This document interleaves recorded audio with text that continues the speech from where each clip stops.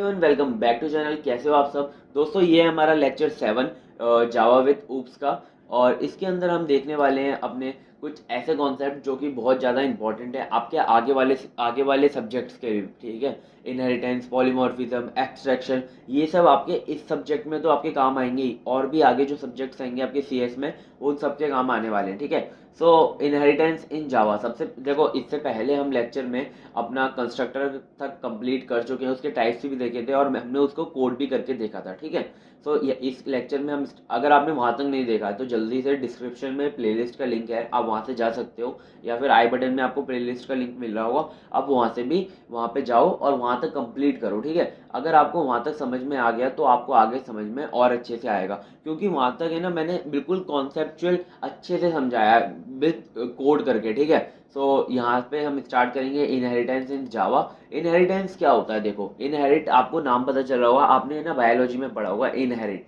यानी कि किसी कोई अगर चाइल्ड अगर अपनी पेरेंट्स से कोई भी प्रॉपर्टी को इनहेरिट करता है, ग्रैब करता है। ठीक है, मतलब कोई प्रॉपर्टी अपने पेरेंट्स के अंदर उसके सेम है और उसके चाइल्ड के अंदर सेम है। जैसे कि कुछ किसी किसी के पेरेंट्स और चाइल्ड का जो आई बॉल का कलर होता है, जो कि ब्लू होता है या फिर रेड होता है, वो सेम होता है। ठीक है, तो वो क्या करे, उसने प्रॉपर्टी अपने पेरेंट्स से इनहेरिट करी है। ठीक है, उसे कहते हैं इनहेरिटेंस। ठीक है, अब देखो, इनहेरिटेंस हम प्रोग्रामिंग में कैसे समझेंगे? Inheritance in Java is a mechanism in which one object acquire all the properties and behaviour of parent object. ठीक है, मतलब कोई भी एक ऑब्जेक्ट किस अपने पेरेंट ऑब्जेक्ट, कोई एक ऑब्जेक्ट सारी की सारी प्रॉपर्टीज और बिहेवियर को एक्वायर करेगा, किसके? पेरेंट के ऑब्जेक्ट के।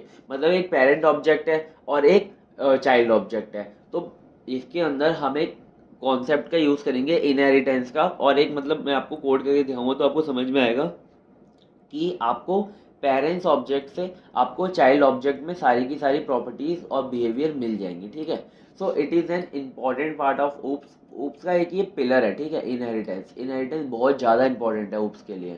सो देखो, the idea behind inheritance in Java is that you can create new classes that are build upon existing classes. जैसे कि आपने एक पेरेंट्स क्लास बना ली। ठीक है, एक आपने पेरेंट्स क्लास बना ली और फिर आप क्या कर रहे हो, और नई क्लास बना रहे हो और आप उसके अंदर वो प्रॉपर्टी मतलब ऐड नहीं कर रहे हो जो आपने पहले प्रॉपर्टीज ऐड कर चुकी हैं। अगर आपने पहले प्रॉपर्टी को ऐड कर दिया है तो आप जो न्यू क्लास बनाओगे, आप क्या करोगे, वो उसको उसके अंदर इनहेरिट कर लोगे, किससे? पेरेंट्स क्लास से, तो आपके पास वो वाली प्रॉपर्टी मिल जाएंगी। तो ये हमारा मतलब इनहेरिटेंस होता है। So why we use inheritance in Java? हम जावा में इनहेरिटेंस को क्यों यूज करते हैं? कभी कभी ये क्वेश्चन आ सकता है 2 नंबर में, तो मैंने यहाँ पे पॉइंट्स लिख दिए। एक तो मेथड ओवरराइडिंग के लिए, ओवरराइडिंग का मतलब होता है रन टाइम पॉलीमॉर्फिज्म, जिससे अचीव होता है। अभी हम आगे बढ़ेंगे। ठीक है, बस इससे अब कंफ्यूज मत होना। हमारा जो ओवरराइडिंग होता है इसे हम कोड भी करके देखेंगे। ठीक है, और एक होता है कोड रीयूजिबिलिटी के लिए। कोड रीयूजिबिलिटी तो आपको समझ में आ गया होगा कि मतलब आपको बार बार क्लास नहीं बनानी पड़ेगी। अगर आपने किसी एक क्लास में कोई प्रॉपर्टी, मेन प्रॉपर्टी डिफाइन कर दी है, तो वो आपको बार बार नहीं लिखनी पड़ेगी। बस आपको क्या करना है, उस वाली क्लास को इनहेरिट कर लेना है एक सब क्लास के अंदर, और आप वो वाली प्रॉपर्टी यूज कर सकते हो। ठीक है, तो नेक्स्ट देखते हैं terms used in inheritance. Inheritance के अंदर कुछ हमारी टर्म्स हैं जो हम यूज करते हैं। पहला है हमारा क्लास। सबसे पहले देखो, क्लास तो आपको पता है, क्लास क्या होता है हमारा? Class is a group of objects which have common properties. It is a template और blueprint from which object are created. ठीक है, इतना आपको समझ में आ गया होगा, मुझे लगता है बार बार नहीं समझाना है। ठीक है, सब क्लास अब देखते हैं। सब क्लास और चाइल्ड क्लास। चाइल्ड क्लास क्या होती है? सब class is a class which inherit the other class. सब क्लास वो क्लास होती है जो कोई प्रॉपर्टी इनहेरिट करती है किसी और क्लास से। ठीक है, it is also called drive class, extended class और चाइल्ड क्लास। इन तीनों में से अगर कोई भी पूछता है तो आपको यही लिख कर आना है। ठीक है, सब class is a class which inherit the other classes. So next देखते हैं हम। नेक्स्ट है हमारा सुपर क्लास और पेरेंट्स क्लास। ठीक है, तो सुपर क्लास वो क्या होती है? जिससे वो इनहेरिट कर रहा होगा property. Super class is a class from where a sub class inherit a future. ठीक है, मतलब सुपर क्लास वो क्लास है जिससे सब क्लास इनहेरिट करती है फीचर्स को। ठीक है, it is called a base class और पेरेंट क्लास। इसे बेस क्लास और पेरेंट क्लास भी बोलते हैं। नेक्स्ट है हमारा रीयूजिबिलिटी। रीयूजिबिलिटी मैंने आपको बता दिया है, as the name specifies, reusability is a mechanism which facilitate you to reuse the fields and methods of the existing class when you create a new class. ठीक है, यहाँ तक आई होप आपको अच्छे से समझ में आया होगा। अगर कोई भी अगर आपको दिक्कत आती है ना, सच में कमेंट करो, मैं अच्छे से और समझाने की कोशिश करूंगा, चाहे मुझे लेक्चर वापस बनाना पड़े। ठीक है, आप मेरे को आप मेरे को मतलब मैसेज वो कमेंट कर सकते हो। ठीक है, नेक्स्ट देखते हैं हम इनहेरिटेंस का एक हमारा सिंटैक्स होता है, आपको इसी को फॉलो करना होता है। अभी मैं कोड करूंगा तो आपको और अच्छे समझ में आएगा। यहाँ पे देख सकते हो आप सिंटैक्स में आपको ऐसे, यहाँ पे जो सब क्लास है आपको उसका पहले तो आपको क्लास कीवर्ड तो लिखना ही पड़ेगा। क्लास कीवर्ड लिखा, फिर आपने सब क्लास के अपने नाम लिखा, फिर आपको जिस क्लास से प्रॉपर्टी को इनहेरिट करना है सब क्लास के अंदर एक्सटेंड्स लिख के, एक्सटेंड एक आपका कीवर्ड है, उसे लिखकर सुपर क्लास का आपका नाम लिखना है। ठीक है, जिससे आपको प्रॉपर्टी इनहेरिट करनी है, और यहाँ पर आप मेथड ऑफ फील्ड्स को डिफाइन कर सकते हो। ठीक है, ये होता है हमारा सिंटैक्स किसका, इनहेरिटेंस का। The extend keyword indicate that you can making a new class that derives from an existing class. The meaning of extend is to increase the functionality. extend का तो आपको जनरल भी पता होगा कि मतलब किसी चीज को एक्सटेंड करना। ठीक है, तो मतलब इंक्रीज द फंक्शनैलिटी। ठीक है, तो अब इसको है ना एक बार कोड करके देख लेते हैं। तो देखो यहाँ पे ना मैंने इनहेरिटेंस का एक कोड लिख रखा है, जो कि हमारा एम्प्लॉय नाम से एक क्लास है। यहाँ पे अगर मैं इसे वो कर दूँ अनकमेंट, तो देखो यहाँ पे हमारे पास एक क्लास है एम्प्लॉय। ठीक है, ये तो आपको समझ में आ रही होगी क्लास एम्प्लॉय। एक हमारी क्लास है प्रोग्रामर। अब देखो यहाँ पर हमारी जो एम्प्लॉय क्लास है वो क्या है, हमारी एम्प्लॉय क्लास है हमारी सुपर क्लास। ठीक है, यहाँ पे आप समझ गए होंगे ये क्या है, हमारी सुपर क्लास है। आई होप आपको समझ में आ रहा होगा। ठीक है, और नेक्स्ट क्या है, हमारी क्लास प्रोग्रामर। अब देखो बिल्कुल वही सिंटेक्स फॉलो किया हमने, प्रोग्रामर यानी कि सब क्लास का नाम लिखा हुआ है, एक्सटेंड कीवर्ड का यूज किया है, यानी कि प्रोग्रामर जो हमारी क्लास है वो कुछ फीचर को इनहेरिट करी होगी, किसमें से, एम्प्लॉय में से। ठीक है, तो देखो एम्प्लॉय यहाँ पे क्या है, हमारी सुपर क्लास, और यहाँ पे हमारी जो प्रोग्रामर है वो क्या बन गई, ये बन गई हमारी सब क्लास। ओ सॉरी, सन क्लास लिख दिया, सब क्लास। ठीक है, अब देखो अब हमारी जो एम्प्लॉयज के अंदर प्रॉपर्टी है, यानी कि float salary is equal to 40,000, ये आप प्रोग्रामर के ऑब्जेक्ट से भी क्या बोलते हैं एक्सेस कर सकते हो। ठीक है, क्योंकि आपने इसके अंदर इसकी प्रोग्रामर के अंदर एम्प्लॉय की सारी सैलरी क्या कर रखी है, इनहेरिट कर रखी है। ठीक है, अब देखो पब्लिक क्लास एक हमने बनाई उप्स, उसके अंदर ये जो पब्लिक स्टैटिक वॉइड मेन देते हैं वो दे दिया, फिर उसके अंदर हमने एक प्रोग्रामर का ऑब्जेक्ट बनाया, programmer p is equal to new program. ये देखो ये ऑब्जेक्ट क्रिएशन हो गया, ये मैंने आपको पहली वीडियो में बता दिया है ना, ये आपका ऑब्जेक्ट क्रिएशन हो गया। अब आप इस ऑब्जेक्ट से प्रोग्रामर की प्रॉपर्टीज को तो इनहेरिट वो एक्सेस कर ही सकते हो, लेकिन आप इसके साथ एम्प्लॉय की प्रॉपर्टी को भी एक्सेस कर सकते हो। अब देखो आपने यहाँ पे प्रिंट कर रखा है क्या, एक तो पी डॉट सैलरी और पी डॉट बोनस। ठीक है, अब देखो पी डॉट सैलरी तो आपकी इसके अंदर ही आ रही है, पी डॉट सैलरी तो आपकी एम्प्लॉय के अंदर आ रही है, पी डॉट बोनस तो आपका प्रोग्रामर के अंदर ही आ रहा है, लेकिन जो आपकी पी डॉट सैलरी है वो आपकी किसके अंदर आ रही है, एम्प्लॉय के अंदर। तो आपको समझ में आ जाना चाहिए कैसे हम इनहेरिट का कैसे हम यूज करते हैं। ठीक है, तो इसको अभी मैं अगर रन कर दूं तो ये देख लो सैलरी और बोनस आपका यहाँ पे प्रिंट हो जाएगा। ठीक है, ये देखो सैलरी आपकी थी 40,000 और जो आपका जो प्रोग्रामर का बोनस था वो था 10,000। तो आई होप आपको इनहेरिटेंस का यहाँ तक कॉन्सेप्ट समझ में आया होगा। ठीक है, तो जल्दी से नेक्स्ट टॉपिक पे अपने मूव करते हैं। नेक्स्ट टॉपिक क्या है हमारा, नेक्स्ट टॉपिक है हमारा मेथड ओवरलोडिंग। ठीक है, तो देखो मेथड ओवरलोडिंग और ओवरराइडिंग आपके सिलेबस में मेंशन है, और ये पॉलीमॉर्फिज्म में भी आपको हेल्प करेंगे। अब देखो मेथड ओवरलोडिंग होता क्या है, मेथड का तो आपको पता होगा, फंक्शंस को हम कहते हैं methods. If a class has multiple methods having same name, अगर किसी क्लास के पास एक से ज्यादा मेथड हैं जिनके सेम नेम है, बिल्कुल सेम नेम है, ठीक है, बट डिफरेंट इन पैरामीटर्स, लेकिन जो उनके अंदर हमने पैरामीटर्स पास कर रहे हैं वो डिफरेंट है, यानी कि उनका नंबर्स डिफरेंट है या फिर वो डिफरेंट है। ठीक है, it is known as method overloading. बस इतना सा कॉन्सेप्ट है कि मतलब अगर अगर देखो उनके एक क्लास के अंदर एक से ज्यादा मेथड आ जाते हैं सेम नेम के, ठीक है, तो वो क्या होता है हमारा मेथड ओवरलोडिंग। ठीक है, पर उसके जो पैरामीटर्स हों वो डिफरेंट हो। अब देखो मेथड ओवरलोडिंग के हमारे दो वेज हैं उन्हें करने के। पहला है हमारा by changing the number of arguments, अगर आपके नंबर ऑफ आर्ग्यूमेंट दोनों मेथड्स के अलग हैं, और सेकंड क्या है by changing the data types, अगर जो आपके मेथड्स हैं उनका नेम तो सेम है लेकिन जो उनके आर्ग्यूमेंट्स हैं वो भी बराबर है, लेकिन जो उनके इनका जो डेटा टाइप है आर्ग्यूमेंट्स का वो अलग है। देखो अभी अगर समझ नहीं आ रहा बिल्कुल चिंता मत करो, अभी जाके कोड करेंगे अच्छे से समझ में आ जाएगा, ठीक है। अब देखो यहाँ पे मैंने एक मेथड ओवरलोडिंग का ये यहाँ पे मैंने वो दे रखा है एग्जाम्पल। आप देख सकते हो यहाँ पे हमारे पास एक क्लास है एडर, ठीक है। ये जो हमारी पूरी क्लास है इसका नाम क्या है, एडर। अब इस एडर क्लास के अंदर हमारे पास देखो दो मेथड है। एक तो मेथड है ऐड और दूसरी मेथड है ऐड। दोनों की दोनों मेथड का नाम क्या है, सेम है, ऐड ऐड, ठीक है। अब देखो इसके अंदर जो हमारे नंबर ऑफ आर्ग्यूमेंट्स हैं वो हमारे चेंज है। ये देखो नंबर ऑफ आर्ग्यूमेंट्स इसके अंदर दो हैं, इंट ए इंट बी, दो दो इंटीजर है। और इसके अंदर नंबर ऑफ आर्ग्यूमेंट कितने, तीन है, ठीक है। तो इसको क्या कहते हैं, इस कॉन्सेप्ट को कहते हैं हम मेथड ओवरलोडिंग। यानी कि मेथड एक से ज़्यादा मतलब हो जाए सेम नेम की और आर्ग्यूमेंट आपके अलग हो, डिफरेंट हो। अब देखो यहाँ पे हमने ना यहाँ पे पब्लिक क्लास बना के इसने इन्हें कॉल भी कर रखा है, ठीक है। अब देखो ए वन डॉट एड और इसके अंदर ब्रैकेट में हमने पैरामीटर्स जो थे आपके इनकी वैल्यूज इन्हें पास भी कर रखा है 11 और 12। इसके अंदर 11 11 11, इसके अंदर तो आपका आ जाएगा 33 और इसके अंदर आ जाएगा आपका 33।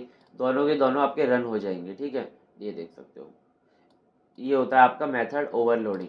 बिल्कुल अच्छा कॉन्सेप्ट है, बिल्कुल कोई दिक्कत नहीं आनी चाहिए इसके अंदर। बस आपको डेफिनेशन लिखनी है और एक एग्जांपल लिखना है तो आपको पूरे नंबर मिल जाने चाहिए, ठीक है।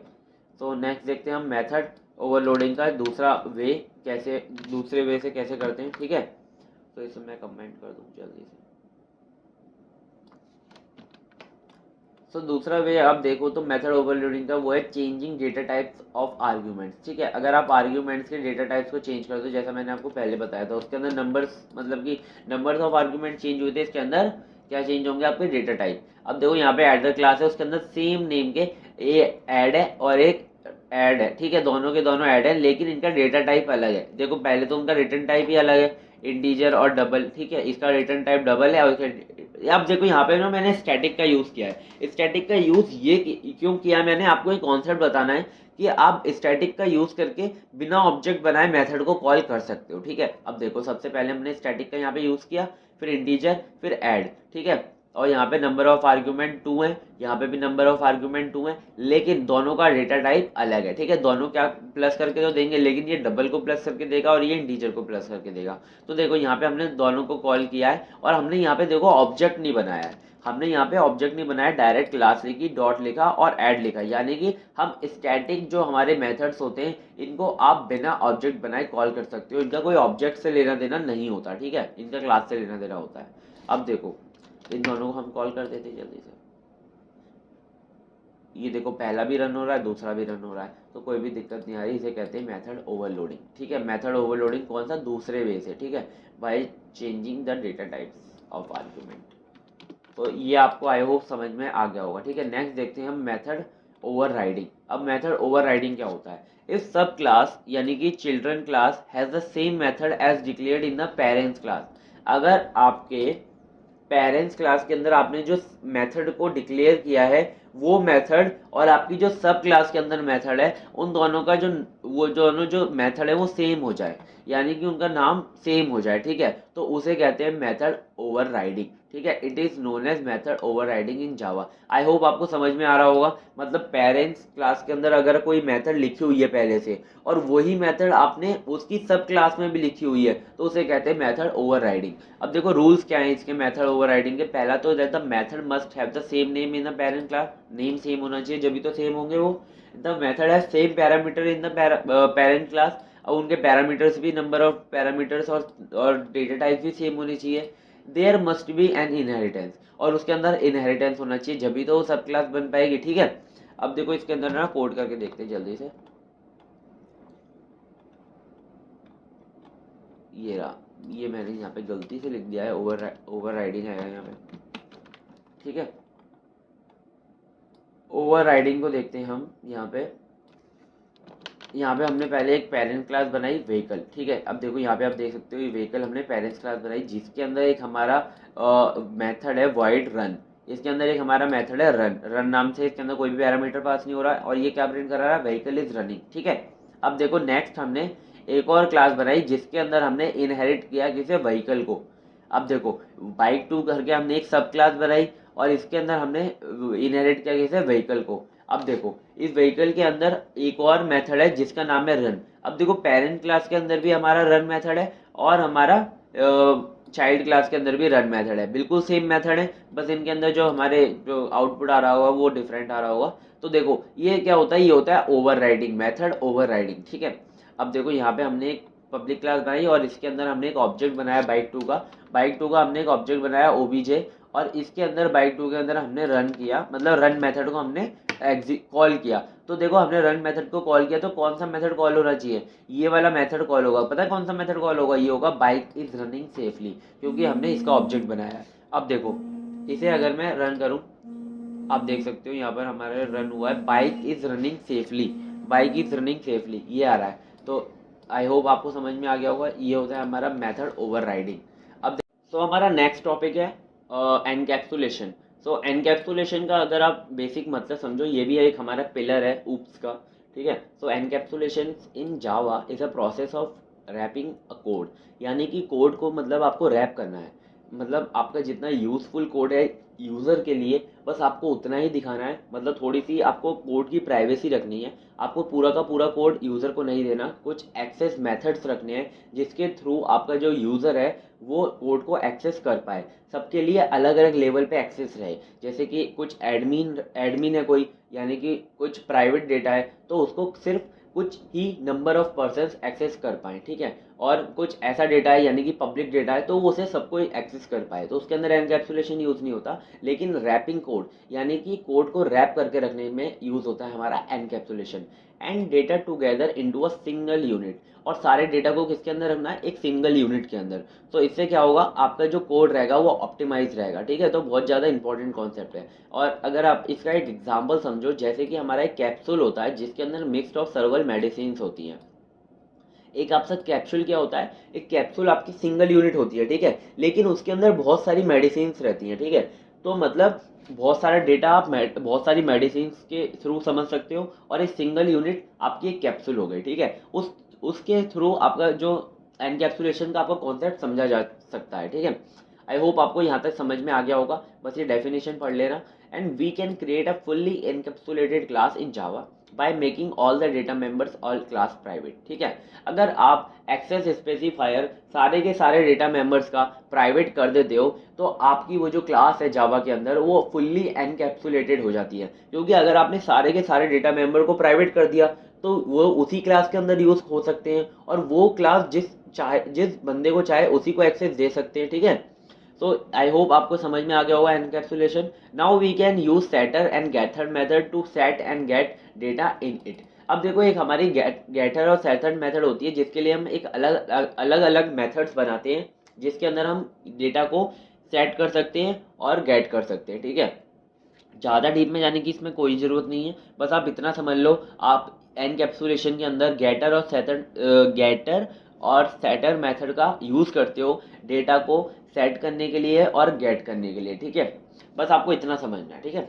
अब देखो the Java bean class is example of fully encapsulated class. एक हमारी जावा बीन क्लास है जो कि हमारी इनबिल्ट क्लास है, वो हमारी एक फुल्ली एनकैप्सुलेटेड क्लास है, वो पहले से बनी हुई है जावा के अंदर, जावा बीन।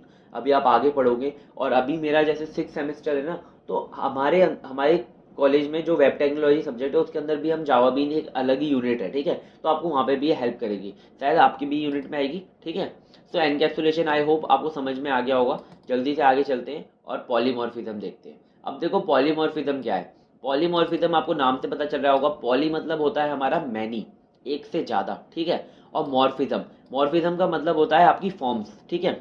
अब देखो मैनी फॉर्म्स, किसी एक चीज की आपकी बहुत सारी फॉर्म्स हो तो उसे कहते हैं polymorphism.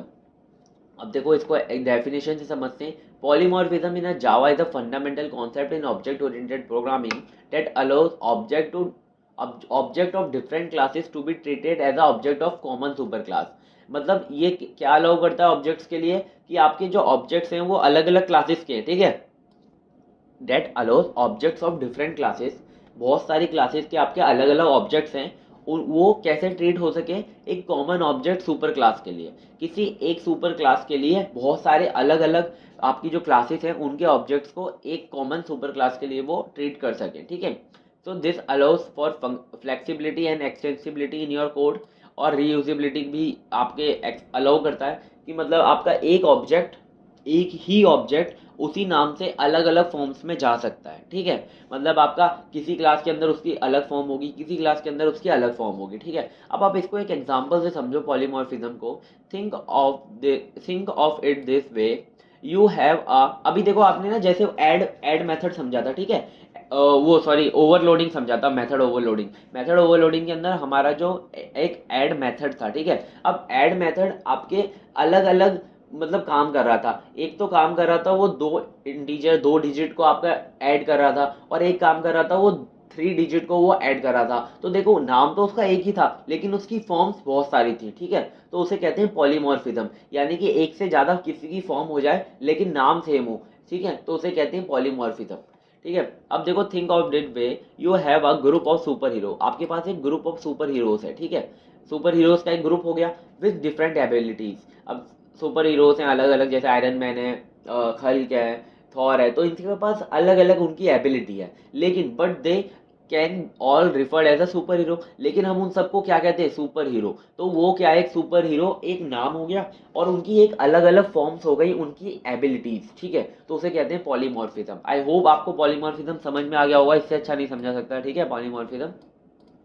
There are two main way of polymorphism in Java. Java के दो मेन वे होते हैं पॉलीमॉर्फिज्म को अचीव करने के। पहला होता है कंपाइल टाइम पॉलीमॉर्फिज्म, और दूसरा होता है रन टाइम पॉलीमॉर्फिज्म। अब देखो कंपाइल टाइम पॉलीमॉर्फिज्म किसके थ्रू आप अचीव कर सकते हो? मेथड ओवरलोडिंग के थ्रू, जो कि मैंने आपको अच्छे से समझा दिया, मेथड ओवरलोडिंग। और रन टाइम पॉलीमॉर्फिज्म आप कैसे अचीव कर सकते हो? मेथड ओवरराइडिंग के थ्रू, जो कि मैं आपको समझा चुका हूँ। अब देखो आपको अगर पॉलीमॉर्फिज्म एग्जाम में पूछता है तो आपको पॉलीमॉर्फिज्म लिखना है, फिर उसकी आपको एक डेफिनेशन लिखनी है, ठीक है। फिर आपको यहाँ पे उसके 2 वेज लिखने हैं, फिर आपको मेथड ओवरलोडिंग का एक एग्जांपल देना और एक मेथड ओवरराइडिंग का एग्जांपल देना। आपका आराम से 7 नंबर का क्वेश्चन बन जाएगा, ठीक है, पॉलीमॉर्फिज्म के से, ठीक है। अब नेक्स्ट देखते हैं हम एब्स्ट्रैक्शन। एब्स्ट्रैक्शन क्या होता है? जैसे आपने एनकैप्सुलेशन समझा, रैपिंग ऑफ कोड, उसके अंदर हम कुछ एक्सेस स्पेसिफायर को डिफाइन करते हैं, प्राइवेट और पब्लिक। लेकिन हम एब्स्ट्रैक्शन के अंदर क्या करते हैं? जो आपका जो फालतू का कोड है, जो आपके अनयूजेबल कोड है, जिसका कोई काम नहीं है, उसे आप क्या करते हो? यूजर को नहीं दिखाते हो। मतलब कि जैसे आप समझो, यूजर को हम वो दिखाएंगे कि चीज क्या काम कर रही है, ठीक है। वो ये नहीं बताएंगे उसे चीज क्या कैसे काम कर रही है, ठीक है। हाउ दे आर वर्किंग हम शो नहीं करेंगे, हम उन्हें शो करेंगे व्हाट दे आर वर्किंग, ठीक है। अब देखो abstraction in Java is another core concept of object oriented programming alongside encapsulation, inheritance and polymorphism. हमेशा याद रखना, जैसे ही पिलर पूछे उप्स के, तो आपको एब्स्ट्रैक्शन, पॉलीमॉर्फिज्म, एनकैप्सुलेशन, इनहेरिटेंस, इन सबको अच्छे से समझा के आना, और क्लास और ऑब्जेक्ट को भी समझाया आना, ठीक है। It involve hiding and complex implementation of detail of system. अब देखो यूजर को कोई मतलब नहीं आपने कैसे बनाया डेटा, आपने कैसे बनाया कोई सिस्टम, ठीक है। वो कैसे यूज होता है उसे उससे मतलब है, ठीक है। तो हम क्या करते हैं, जो कॉम्प्लेक्स इम्प्लीमेंटेशन होता है आपके एप्लीकेशन का या सिस्टम का, उसे हम यूजर से क्या करते हैं? हाइड करके रखते हैं, है ना। And show only the essential features of object. अब देखो आपके मतलब बहुत सारे, एक आपका ऐप है, ठीक है, उसके अंदर आपका कोई बटन क्लिक करने से आपका जो डेटा सेंड होता है, ठीक है, व्हाट्सअप है, उस पर आप एक क्लिक करते हो, आपका आपका जो मैसेज है वो सेंड हो जाता है, ठीक है। अब देखो हम उसके अंदर उसे ये नहीं दिखा रहे कि वो डेटा पहले इनक्रिप्टेड होगा, फिर डेटा पैकेट के अंदर पास होगा, फिर वो सेगमेंट में जाएगा, फिर वो रिसीवर के पास पहुंचेगा, फिर वो डिक्रिप्ट होगा। ये सब क्या हम यूजर को बता रहे हैं? नहीं बता रहे। हम बस यूजर को ये बता रहे हैं आप क्लिक करो और आपका डेटा पहुंच जाएगा, ठीक है। तो ये होता है हमारा एब्स्ट्रैक्शन। एब्स्ट्रैक्शन बहुत यूज है हमारा मतलब जावा के अंदर और भी प्रोग्रामिंग के अंदर। क्यों? क्योंकि एब्स्ट्रैक्शन हमारा क्या करता है? कोड को ऑप्टिमाइज करता है और छोटा कर देता है, ठीक है। ये होता है एब्स्ट्रैक्शन। आई होप आपको समझ में आ गया होगा। Abstraction can be achieved in Java using 2 main mechanism. अब देखो 2 मैकेनिज्म है जिनको यूज करके जावा के अंदर आप एब्स्ट्रैक्शन को अचीव कर सकते हो। पहला एब्स्ट्रैक्ट क्लासेस, जिसको हम अभी हम अच्छे से समझेंगे। दूसरा इंटरफेसेस, उसे भी हम अच्छे से समझेंगे क्योंकि अलग से मेंशन है आपके सिलेबस के अंदर ही है। अब देखो abstraction allows you to focus on what an object does rather than how it does it, ठीक है। मैंने ये बता दिया आपको हाउ इट डज इट। और प्रमोटिंग कोड रीयूजेबिलिटी, ये सब इसके फीचर्स हैं। Maintainability, flexibility in large software systems, ठीक है। ये आपको अच्छे से लिख कर आना है एब्स्ट्रैक्शन के अंदर। और एब्स्ट्रैक्शन अगर आपका 7 नंबर में आता है तो आपको एब्स्ट्रैक्ट क्लास और इंटरफेस भी इसके अंदर ही समझा के आने हैं, ठीक है। अभी हम देखते हैं एब्स्ट्रैक्ट क्लास। एब्स्ट्रैक्ट क्लास क्या होती है आपकी? An abstract class is a class that can not be initiated on its own and may contain abstract methods. ठीक है, अब देखो एब्स्ट्रैक्ट क्लास हमारी कभी भी खुद इनिशिएट नहीं हो रही होती, उसके अंदर कोई भी आपका जो मेथड है अच्छे से नहीं लिखा होता। ठीक है, उसका जो वो जो इनिशिएट होंगी ना, वो एक एब्स्ट्रैक्ट मेथड के थ्रू इनिशिएट होंगी। ठीक है, एब्स्ट्रैक्ट मेथड, सॉरी हम नीचे पहुंचे, एनकैप्सुलेशन, ये रहा, कहाँ पर है, ये रहा एब्स्ट्रैक्शन। ठीक है, तो एब्स्ट्रैक्शन हमारा, एब्स्ट्रैक्ट क्लासेस क्या होती है हमारी, एब्स्ट्रैक्ट क्लास हमारी कभी भी खुद इनिशिएट नहीं हो रही होती, उनके अंदर एक एब्स्ट्रैक्ट मेथड होता है या फिर कॉन्क्रीट मेथड होता है, जो कि आपके सिंपल मेथड होते हैं। ठीक है, एब्स्ट्रैक्ट मेथड वो होती है जिनके अंदर बॉडी नहीं होती, बस नाम नाम होता है। ठीक है, बस वो डिफाइन हुए होते हैं लेकिन वो इनिशलाइज नहीं हुए होते किसी से। ठीक है, अब देखो एब्स्ट्रैक्ट मेथड और कॉन्क्रीट मेथड ये दोनों के दोनों इसके अंदर होते हैं। ठीक है, abstract method serve as place holder for methods that must be implemented by sub class. अब जो हमारी ये जो एब्स्ट्रैक्ट मेथड होती है वो सब क्लास के अंदर इम्प्लीमेंट हो रही होती है। देखो उसका जो नाम है वो आपका तो डिक्लेयर हो जाएगा कहाँ पर, एब्स्ट्रैक्ट क्लास के अंदर, लेकिन जो आपका जो एब्स्ट्रैक्ट मेथड है वो डिफाइन होगा कहाँ पर, सब क्लास के अंदर। ठीक है, अब हम आगे अभी एग्जांपल से समझेंगे तो आपको अच्छे से समझ में आएगा। Abstract classes can be constructor can have constructor and instance variable just like any other class. Abstract class के अंदर बिल्कुल दूसरी क्लासेस की तरह कंस्ट्रक्टर भी हो सकते हैं और वेरिएबल्स भी हो सकते हैं ऑब्जेक्ट्स के। ठीक है, अब देखो एब्स्ट्रैक्ट क्लास का एक एग्जांपल समझते हैं। यहाँ पर एक हमारी एब्स्ट्रैक्ट क्लास है शेप। ठीक है, अब देखो शेप है, शेप के अंदर एक हमारा मेथड है जिसका नाम है वॉइड ड्रॉ, मतलब ड्रॉ नाम है। ठीक है, ड्रॉ नाम है। अब देखो इसको हम डिफाइन किससे कर रहे हैं, एब्स्ट्रैक्ट कीवर्ड से डिफाइन कर रहे हैं, तो ये क्या है, एक हमारी एब्स्ट्रैक्ट मेथड है। ठीक है, अब क्लास को भी हमने किससे डिफाइन किया, एब्स्ट्रैक्ट से डिफाइन किया, एब्स्ट्रैक्ट कीवर्ड से। तो ये होता है हमारी एब्स्ट्रैक्ट क्लास, ये हमारी एब्स्ट्रैक्ट क्लास हो गई। इसके अंदर एक हमारा एब्स्ट्रैक्ट मेथड है जिसका नाम है ड्रॉ।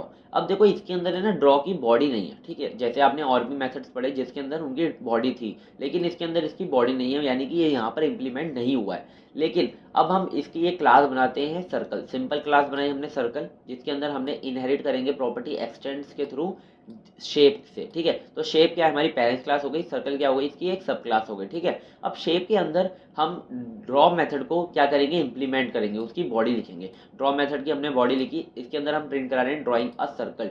ठीक है, अब देखो यहाँ पे आप देख सकते हो ड्रॉ बस हमने ऊपर सब क्लास एब्स्ट्रैक्ट क्लास के अंदर डिफाइन किया था, लेकिन उसे इंप्लीमेंट किसके अंदर किया, हमने इंप्लीमेंट किया उसे शेप के अंदर। ठीक है, अब देखो शेप के अंदर आप यहाँ पे एग्जाम्पल मैंने बिल्कुल समझा तो दिया है, लेकिन लिख भी देता हूँ। In example shape is an abstract class which an abstract method.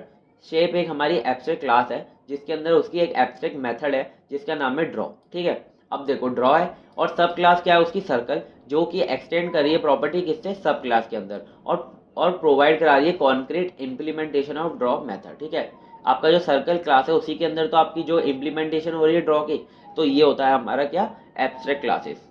हमारा टॉपिक है जावा इंटरफेसेस। ठीक है, जैसे हमने जावा एब्स्ट्रैक्ट क्लास पढ़ा और इंटरफेसेस पढ़ा, इंटरफेसेस और हमारी जो एब्स्ट्रैक्ट क्लास है वो हमारे किसके अंदर यूज़ होती है, हमारे एब्स्ट्रैक्शन के अंदर यूज़ होते हैं। इन दोनों के थ्रू हम एब्स्ट्रैक्शन को अचीव कर सकते हैं। ठीक है, N interface in Java is a blueprint of class that define a set of abstract method. अब देखो इसके अंदर ना सिर्फ एब्स्ट्रैक्ट मेथड होंगी, कोई भी कॉन्क्रीट मेथड नहीं होगी जिसके अंदर बॉडी होगी, सिर्फ एब्स्ट्रैक्ट मेथड होगी जिसके अंदर बॉडी नहीं होगी, सिर्फ नाम होगा। ठीक है, तो ये क्या हो जाता है, एक ब्लूप्रिंट हो जाता है क्लास का, क्लास का भी एक ब्लूप्रिंट हो जाता है। देखो क्लास तो एक हमारी ब्लूप्रिंट किसका है, ऑब्जेक्ट का ब्लूप्रिंट है, लेकिन क्लास का भी ब्लूप्रिंट कौन देता है, इंटरफेस देता है। ठीक है, जावा के अंदर unlike abstract classes, abstract class की तरह नहीं कि उसके एब्स्ट्रैक्ट क्लास के अंदर क्या होता था, जैसे कि इंस्टेंस ऑफ वेरिएबल भी होते थे, यानी कि कंस्ट्रक्टर भी होते थे और वेरिएबल्स भी होते थे ऑब्जेक्ट्स के, लेकिन इंटरफेस के अंदर ना तो कोई इंस्टेंस ऑफ वेरिएबल्स होंगे और ना ही कंस्ट्रक्टर्स होंगे। ठीक है, classes can implement multiple interfaces allowing them to inherit behaviour from multiple sources. ठीक है, क्लासेस के पास मतलब एक पावर है, वो इम्प्लीमेंट कीवर्ड का यूज़ करके मल्टीपल इंटरफेसेस को बना सकती है। ठीक है, अब देखो इंटरफेस का एक एग्जांपल देख लेते हैं जिससे और अच्छे से आपको समझ में आएगा। एक हमने इंटरफेस बना रखा है एनिमल। ठीक है, ये आप देख सकते हो इंटरफेस कीवर्ड का आपने यूज़ करके एक एनिमल इंटरफेस बना लिया। ठीक है, अब हमने क्लास बनाई डॉग और इम्प्लीमेंट कीवर्ड का यूज़ किया, इम्प्लीमेंट, ठीक है, और एनिमल। अब देखो अब आप इसका यूज़ करके आप इंटरफेस को डिफाइन कर सकते हो। ठीक है, मतलब उसकी बॉडी लिख सकते हो। अब देखो यहाँ पे हमने एनिमल से इनहेरिट किया डॉग के अंदर, अब डॉग के अंदर हमने जो ये साउंड था, ये जो साउंड वाला ये था मेथड था। अब हमने यहाँ पर हम इसे इम्प्लीमेंट करेंगे। यहाँ पे हमने साउंड लिखा और साउंड के अंदर हमने इसका जो बॉडी था वो लिख दिया। अब देखो in this example the animal interface, in this example the animal interface declares an abstract method sound, ठीक है।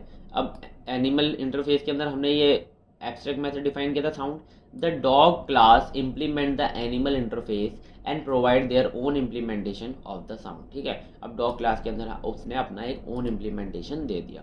तो ये था हमारा इंटरफेसेस। आई होप आपको यहाँ तक समझ में आया होगा, ठीक है। और नेक्स्ट हम देख लेते हैं एक बार इंटरफेस और एब्स्ट्रैक्शन के अंदर डिफरेंस, क्योंकि मुझे लगता है ये आ सकता है आपके एग्जाम के अंदर, इसके लिए मैंने आपको करवा दिया है, ठीक है। एब्स्ट्रैक्ट क्लास और इंटरफेसेस। एब्स्ट्रैक्ट क्लास क्या होती है? Abstract class can have abstract and non abstract methods, लेकिन इंटरफेस के अंदर सिर्फ एब्स्ट्रैक्ट मेथड होंगी, ठीक है।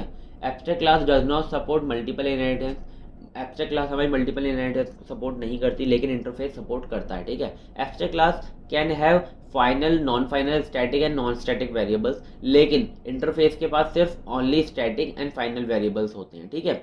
अब देखो एब्स्ट्रैक्ट क्लास को हम देखें तो abstract class can provide implementation of interface, ठीक है, और interface can not provide the implementation of abstract class.